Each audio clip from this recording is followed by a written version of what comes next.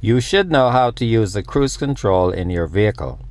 To properly use your cruise control, you should have your vehicle on a flat surface, preferably on the freeway, where when it's not busy, and of course you're doing about 100 kilometers an hour. Now, when you're using cruise control, you do not use the accelerator.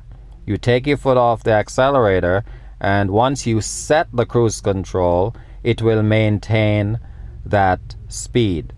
Now, to set the cruise control, in this particular car, you have an on switch. And here's the switch.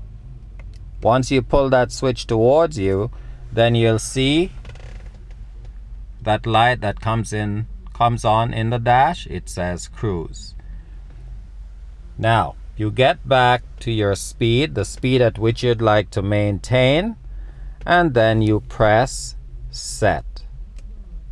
Once you press set, that speed will remain the same until when you touch the brake pedal.